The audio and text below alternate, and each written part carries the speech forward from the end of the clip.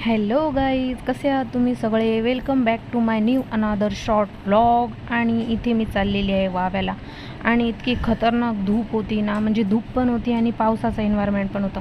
मला ना हे पावसाचं एन्व्हायरमेंट बिलकुल पण आवडत नाही. आणि याच्यामध्ये जी गरमी होती ना, ती खूप इचिंग वगैरे आणि जाम घाण वाटतं याच्यामध्ये. एकदम फॅनची पण हवा ते लागू देत नाही, एवढी खतरनाक गरमी असते. आणि इकडे दोन्हीच 2 in 1 एन्व्हायरमेंट होतं. इकडनं मी बाहेरनं आली होती आणि इथे मी टेरिसवर आली आणि बघितलं तर पाऊस आता दोन एन्व्हायरमेंटमधनं एक एन्व्हायरमेंट झालं होतं, म्हणजे पावसाचं वातावरण, जे की इथे ढग वगैरे आले होते आणि खतरनाकमध्ये पाऊस भरला होता. असं वाटत होतं की येईलच जोरात. आणि नंतर मग मी इथे बघत होती की बाबा हा मला किती घाम आला आणि एवढा घाम येत होता ना, म्हणून मी टेरिसवर आलेली. खरं तर हवा येते ना टेरिसवर खूप छान, म्हणून मी इथे खुर्ची टाकून बसलेली होती. आणि इथे मला खूप जास्त गरम होतं काहीच खूप, आणि गरमी नसली ना तरी पण मला घाम येतं.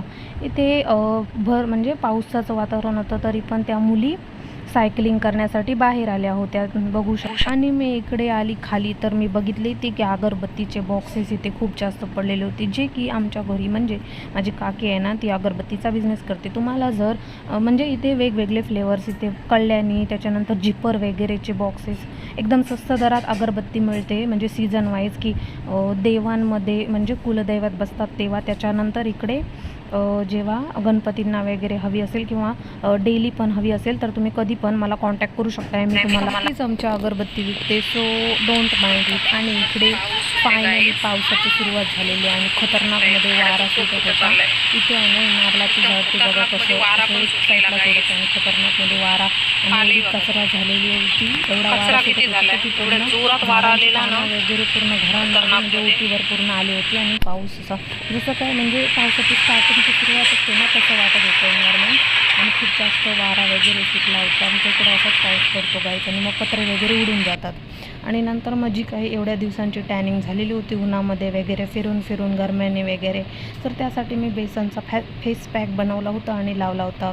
घरीच बनवलेला होता, जे की आई आलूवड्या बनवत होती, म्हणजे अशा आलूवड्या बनवत होती आई आमची. मी घरी आल्यानंतर असंच काहीतरी मला नवीन टेस्ट करायला घालते. सो त्याच्यामधनं मी ती मला बेसन घेऊ देत नाही, म्हणून मी तिच्याकडनं पटकन चोरला थोडासा सुका बेसन आणि मी कालवला आणि पटकन चेहऱ्याला लावल्या. आणि इकडे आमचा पवन गेम खेळत होता. मला बोलतो की गेम खेळून नाही, अभ्यास करून कोणाचं भलं झालं आहे बोलते, गेम खेळून बोलतं मोठे यूट्यूबर बनतात बोलते, मी पण तसंच करणार आहे. आणि बोलते एक लेवल पार झाल्यानंतर माझं रायगडमध्ये नाव येईल. काय त्याच्या बा, आता खोटारडा एक नंबरचा. अभ्यास अजिबात करत नाही तो, अभ्यासाच्या नावावर एक नंबरचा रपू चक्कर आहे. सो भेटूयात नेक्स्ट व्लॉगमध्ये. बाय.